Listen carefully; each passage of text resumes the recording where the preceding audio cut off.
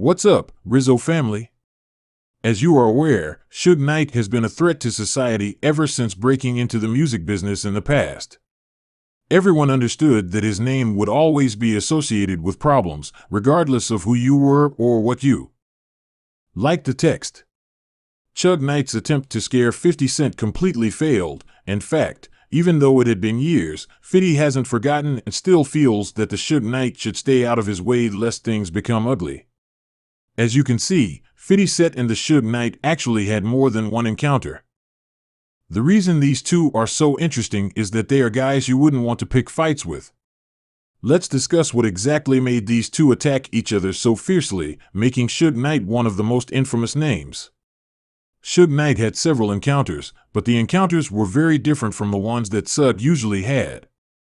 He oversaw several hip-hop artists, including Dr. Dre, Snoop Dogg, and Tupac Shakur, and was closely associated with the West Coast rap scene. Additionally, Suge Knight served as the co-founder and CEO of Death Row Records. Some of the most popular albums released under the label were among the first to push gangster rap music. Label Incorporate. Dr. Dre is the chronic partner of Snoop Dogg's Doggy Style and Tupac's All Eyes on Me. Although Suge's name was behind many of the big boy rap albums that helped shape the genre, some would say that his record label wasn't the reason he received the recognition he does now. He earned and maintained the majority of his notoriety as a highly controversial person. In other words, most people saw him as a cold-blooded man who would resort to violence whenever he had a disagreement. His name was constantly brought up in media outlets due to his volatile temper and inflated ego, which no man could ever control. Was convicted of a number of felonies, including robbery, manslaughter, and domestic violence. Suge is not someone you want on your back, as most people associate him with the deaths of some of the biggest rap artists in history, including Tupac and. It would be an understatement to say that Biggie Suge wasn't well liked by the rap community. In fact, many people had nothing but hatred for him. He was nothing more than a bully with an attitude problem. Biggie Suge was also the driver of the car that Tupac was driving, and many people think that he was responsible for Biggie's death. Conceited individual who resorted to violence to achieve his objectives. Did you carry out that action?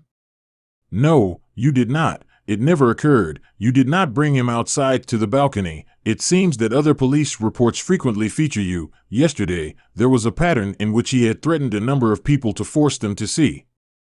When he allegedly ordered his goons to trash Vanilla Ice's hotel room and even threatened to throw him off a balcony because he wasn't getting his cut from Vanilla's profits, Suge threatened Eazy-E, threatening to bring out his family if he didn't sign off. Dr. Dre and Doc from Merciless Documents. Just have a look at some of the negative things others have said about him. This man has always been a monster. His entire life has been filled with disorder, and he takes pleasure in the fact that some people are just rotten to the core.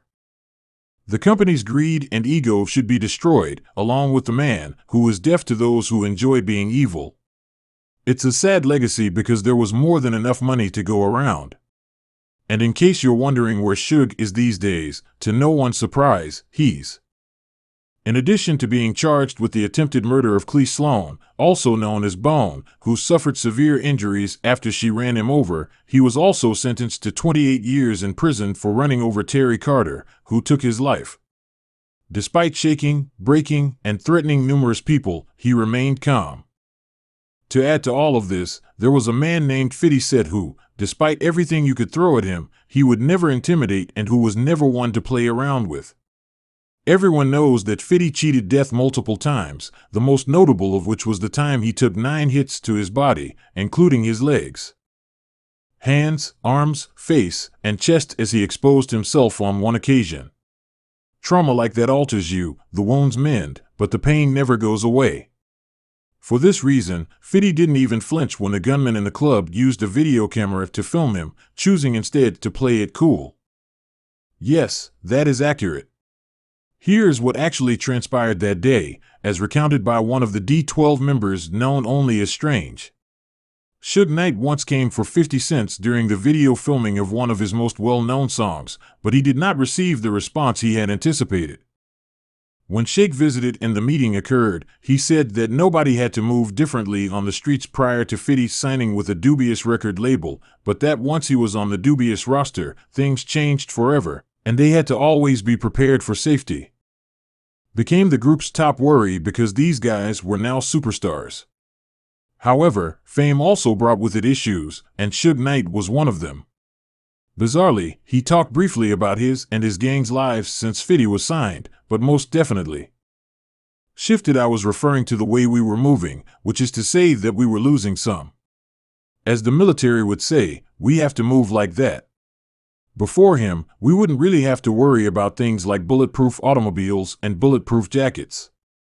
The best illustration of the risky moments were when Suge and 30 Mexicans pulled up, and everyone immediately began to flee because of the strange things they had to put up with while we were filming the club video. He was shooting at Club C, and someone mentioned, Suge Knight here, and, 50, I was at the bar game. He paused, and she entered with 30 Mexicans. I remember thinking, you see, which is weird, you know what I'm saying, and then I remembered smithing 50 or 50. It was obvious that 50 wasn't afraid of any man, not even the big evil Suge. It's funny because when he showed up for the club video, he remembered the incident from one of his TV interviews when he was questioned about it in the G-Unit gang. Knight asked Suge why he came, and Suge simply raised his hand and told everyone to leave. Who was there? We discussed it that day, and everyone agreed that the fact that 50 was so cold, as one fan wrote, just goes to show that someone will always be bigger and better than you, and that if God intervened, 50 would be the last real dude who held you down. He probably dropped by to let 50 know that he was monitoring him at the time, but 50 never came for Suge's life, so there was almost a chance that 50 had put 50's smell on him to take his life. For a minute, though, he couldn't stand it, and intimidation was the word of the game for Suge. A shoot-down occurred between the two, and later on, when Russell Simmons, the co-founder of the illustrious record label Def Jam, spoke about it, he praised 50 for his incredible bravery and his ability to laugh even in the face of danger. Simmons even went so far as to refer to 50 as enlightened because ever since his encounter with death, not only was 50 completely unfazed by the encounter, he even went to his car and grabbed an Uzi in case he needed self-defense, but Simmons also related how 50 was approached by a huge Knight and some other guys who were carrying burners. 50 never felt afraid again. Following the goons' departure, 50 cheerfully informed everyone that they wouldn't be returning for a long time. He was correct, he said. Supposedly, Sugar and 50 never had similar situations again. Later, Sugar realized that 50 was unique since, as a 50-year-old, he never felt pressure or sweat. It's funny that 50 were told. He informed James Cruz. James Cruz, go to the store and purchase 16 knobs since, in my opinion, having weapons is far worse than getting 16 with knobs. Before the 2004 Vibe Awards, 50 sent his co-manager, James Cruz, instructions to go to the store and get every G-Unit. His longtime buddy and music associate, Tony Yeo, also discussed this. Members had a knife so they could protect themselves in case things went wrong. That night, there was a lot of tension, and many rappers with unresolved beef were seated too close to one another. Some Knight also stopped by despite not being invited, and things did go wrong at the Vibe Awards back then. Young Buck, a member of the G-Unit squad, stabbed the man who had punched Dr. Dre in 2004 after he was hit in the head. He was even charged with the crime, but there wasn't enough evidence to convict him, so he avoided going to jail. Bars, in any case, 50 Cent is built differently, and Suge Knight knew better than to cross Suge's path ever again.